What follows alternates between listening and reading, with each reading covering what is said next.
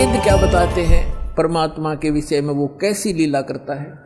यदि वेदों का अनुवाद ये दास करता, वही करना था जो इन चंद श्लोकों में उन लोगों ने किया है जो भगवान को निराकार मानते हैं।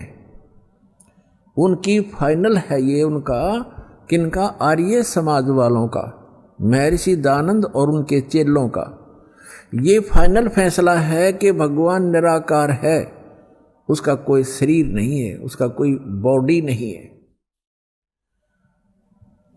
और वेद भी उन्हीं के द्वारा अनुवादित हैं। ये चंद श्लोकों में परमात्मा ने उनकी दुर्बुद्धि पर पत्थर डाल दिए और एज इट इज अनुवाद करवा दिया जो वेद का होना चाहिए था। थोड़ा बहुत उन्होंने गड़बड़ी की है, वो आप बुद्धिमान समाज आसानी से समझ सकता है। परमात्मा के द्वारा दिए गए तत्व ज्ञान से उसको आसानी से समझ सकते। तो देख कमाल की बात है, आपके ऊपर रहम है दाता का कि उन्हीं के द्वारा अनुवादित में ये स्पष्ट है कि परमात्मा मनुष्य सदृश है, वहाँ से चल कर आता है और वो एक पुण्य आत्माओं को मिलता है, अच्छी आत्माओं को मिलता है। और किस लिए मिलता है? उनको उपदेश देता है, उनको तत्व ज्ञान सुनाता है। और वो क्या लीला करता है ये देखिएगा। अब ये आर्य प्रतिनिधि सभा यानी महर्षि दयानंद के चेलों द्वारा अनुवादित है, जो भगवान को निराकार मानते हैं।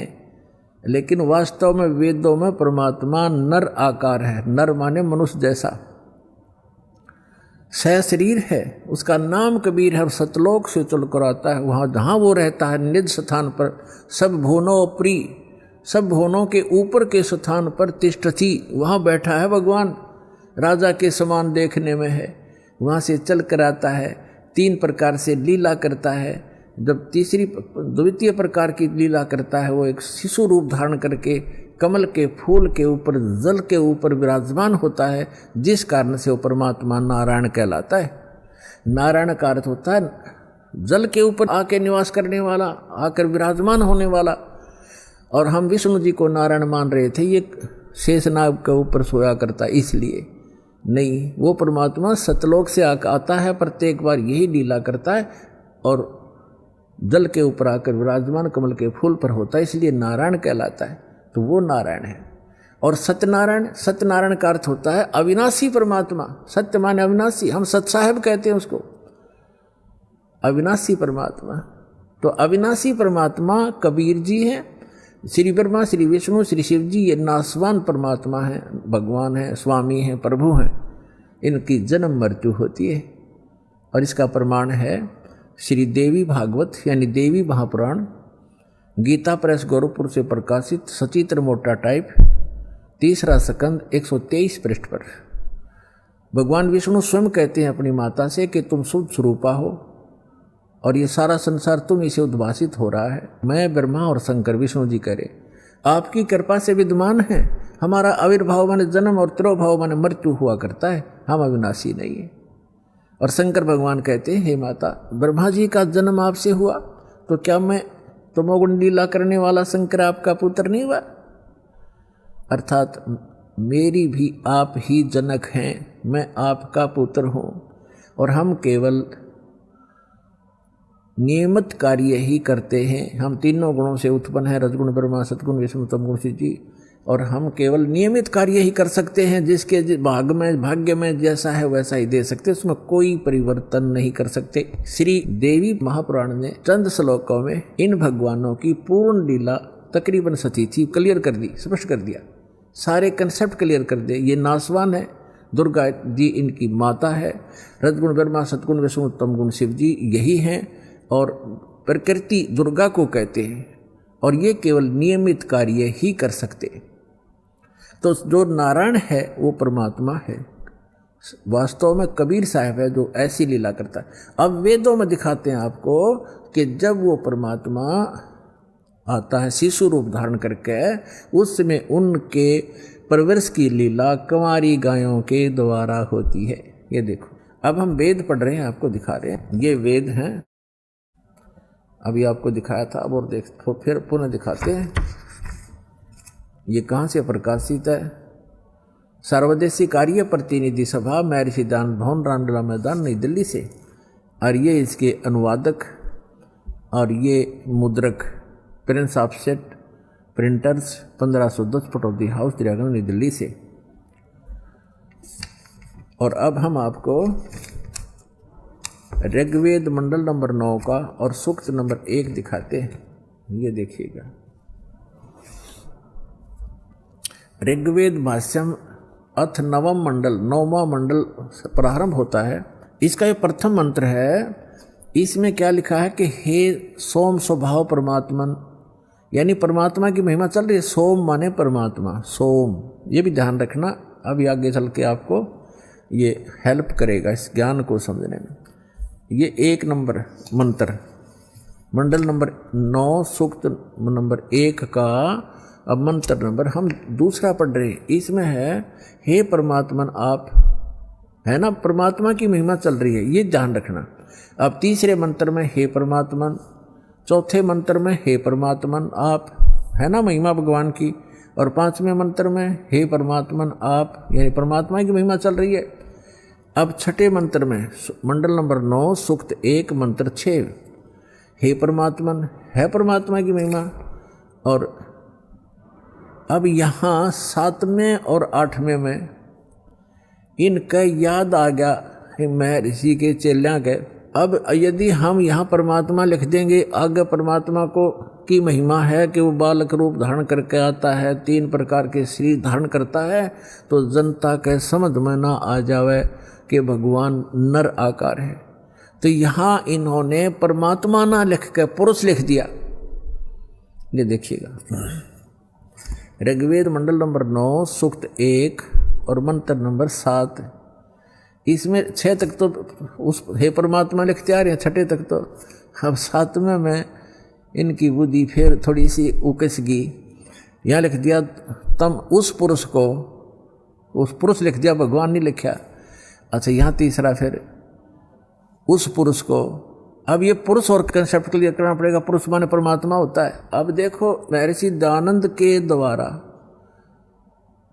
ज्ञान दिया गया है कि परमात्मा निराकार है, और जिसको माना है आर्य समाज के व्यक्तियों ने, और पूरा विश्व ही माने बैठा है कि भगवान निराकार है। अब महर्षि दयानंद को हम छोड़ देंगे, क्योंकि हमने वेदों से प्रमाणित करना है कि वेद क्या कहते हैं। यजुर्वेद उन्हीं के द्वारा अनुवाद है, महर्षि दयानंद के द्वारा। यजुर्वेद अध्याय नंबर 40 के मंत्र नंबर 15 और 17 में ये कंसेप्ट कति क्लियर हो जाएगा।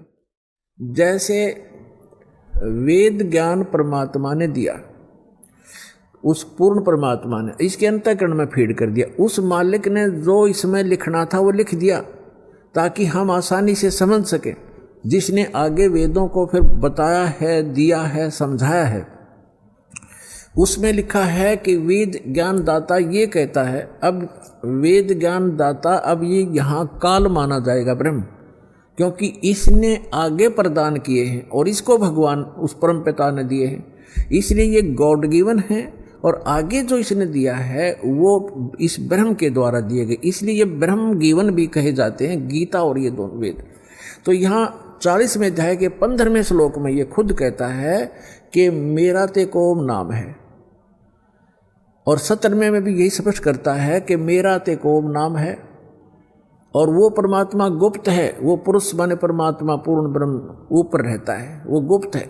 ये देखना, यजुर्वेद उठा लिया, ऋग्वेद रख दिया, और महर्षि दयानंद सरस्वती ये वही है। सार्वदेशी कार्य प्रतिनिधि सभा, महर्षि 2/5 महर्षि दयानंद भवन, रामलीला मैदान, नई दिल्ली से। यजुर्वेद आर्य भाष्य है, महर्षि दयानंद सरस्वती। मुद्रक है Prince offset printers 1510 Pataudi house, Daryaganj, नई दिल्ली से। ये यहाँ से छपा है। यजुर्वेद का अंतिम अध्याय है 40वां। इसमें टोटल 40 अध्याय हैं, 40 ओनली। और इसमें 40वें अध्याय में 17 मंत्र हैं, और इसमें पूरे यजुर्वेद का लगभग निष्कर्ष है। अब देखो, ये यजुर्वेद अध्याय नंबर 44 40वां अध्याय है। 40वें अध्याय का ये 15वें मंत्र में वेद ज्ञान दाता कहता है कि वायु अनिलम अमृतम अथिदम भस्मांतम शरीरम। ओम करतो समर किलबे समर करतुम समर। ओम नाम का जाप काम करते करते सिमरण करो। कलबे माने कलबलाहट के साथ, कसक के साथ एक स्मरण करो। और कर्तुम माने अपना मूल कर्तव्य जानकर मनुष्य जीवन का ओम नाम का सिमरण करो। ये तो ब्रह्म तक की साधना है। और वायु अनिलम अमृतम अथिदम भस्मांतम शरीरम, यानी जब आपके प्राण समाप्त होंगे उस समय इस ओम नाम के जाप से जितना अमृतम अमृतो यानी आपको जितनी गति होनी है वो मिलेगी। अब इसका प्रमाण आपने श्रीमद् भगवत गीता अध्याय नंबर 8 के श्लोक नंबर 13 में मिलेगा कि गीता ज्ञान दाता भी ये ब्रह्म ही है। श्री कृष्ण जी में प्रवेश करके बोल रहा है, ये कह रहा है कि ओम इति एकाक्षरम ब्रह्म व्यवहारण माम अनुसमरण यह प्रयाति तजन देहम स याति परमाम गतिम। माम ब्रह्म, मुझ ब्रह्म का। अब यहाँ ये भी कंसेप्ट क्लियर करना पड़ेगा। पुण्यात्माओं, आज तक ये लोक वेद दंत कथा सुनते सुनते हम बहरे हो गए और हम ढीठ हो गए, उस ज्ञान को कति कंप्लीट मान बैठे जो हमने सुना वो फाइनल है। और सभी भ्रमित है, कोई स्थिर नहीं है। किसी को भी कोई कुछ कह देता वो भी हाँ ठीक ऐसा भी है, ऐसा भी है, क्योंकि हम स्वयं अपने सदग्रंथों से परिचित नहीं। और दास का उद्देश्य है कि आपको अपने ही सदग्रंथों से परिचित करा के इनका मास्टर बना दूं ताकि आप भ्रमित ना हो। जैसे श्रीमद् भगवत गीता अध्याय नंबर 2 के श्लोक नंबर 53 में कहा कि अर्जुन, जब भिन्न भिन्न प्रकार के भ्रमित करने वाले वचनों से ज्ञान से आपकी बुद्धि हटकर एक परमात्म ज्ञान पर स्थिर हो जाएगी, उस परमात्मा के ज्ञान पर स्थिर हो जाएगी, तब तू योग को प्राप्त होगा, तब तो तू भगत बनेगा, यानी भक्ति योग्य होगा। तो जब तक आप भ्रमित हैं, कोई कुछ कह देता वो भी ठीक, वो कहता वो भी ठीक, तो तब तक आप भक्त नहीं बन सकते, आप सफल नहीं हो सकते। तो दास चाहता कि आपकी ये सारी भ्रमणा और अज्ञान मिटाकर एक परमात्म उस तत्व ज्ञान पर स्थिर कर दूं, जिसके लिए आपको परमात्मा ने शिक्षित बनाया, आपके ऊपर रहम किया। और दूसरा रहम ये किया कि ये इंस्ट्रूमेंट, ये उपकरण बनवा दिए इलेक्ट्रॉनिक, ये प्रोजेक्टर, सीडी, टेलीविज़न मीडिया, जो इलेक्ट्रॉनिक मीडिया, ये आपके लिए तैयार करवाया परमात्मा ने कि आज घर बैठे आप सत्संग समझ सकते हो, वेदों को जान सकते हो और सभी सदग्रंथों को आप समझ सकते हो। और जब तक आप स्वयं अपनी आँखों से सदग्रंथों को नहीं देखोगे, नहीं जानोगे, तो ये काल के जितने भी भ्रमित करने वाले संत भेजे गए हैं, ये आपको ऐसे ही मिसगाइड करके उद्देश्य से वंचित कर देंगे। तो अब दास चाहता कि इनकी दाल नहीं गलेगी। आप शिक्षित हैं, बेटा बेटी भाई बहन सब शिक्षित हैं और सदग्रंथ हमारे पास है। तो अब एक ये समझो कि आपका जीवन का उद्देश्य क्या है, ये समझ में आओगा सत्संग से। जीवन, मनुष्य जीवन का उद्देश्य केवल मोक्ष कराना है, या कोठी बनाना, बंगले बनाना, कार खरीद कर रख देना, ये नहीं है। ये तो एडिशनल है, बाई प्रोडक्ट है भक्ति का, जो दास आपको भक्ति देगा परमात्मा की दी हुई। इस साधना से आप जो सुख वैसे सारा जीवन खोजने में लगे रहते हो, प्राप्त करने में, वो नहीं मिलते। तो इस भक्ति का वो बाई प्रोडक्ट है, वो तो आपको वैसे ही मिलेंगे। जैसे किसान गेहूं बीजता है, उसका उद्देश्य भूस बनाना नहीं होता, उसका उद्देश्य कनक लेना होता ताकि जीवन रक्षा हो, और भूस तो अपने आप बन जाता है। भूस तो अपने आप बनता हो तो बनेगा ही बनेगा। तो दास जो आपको शास्त्र अनुकूल साधना बता रहा है, उससे संसारिक सुख तो अपने आप होंगे ही होंगे, आप मांगो चाहे मत मांगो, ये तो एक साधन ऐसा है। तो इसलिए आप जी को सब सदग्रंथों से परिचित कराना अनिवार्य है।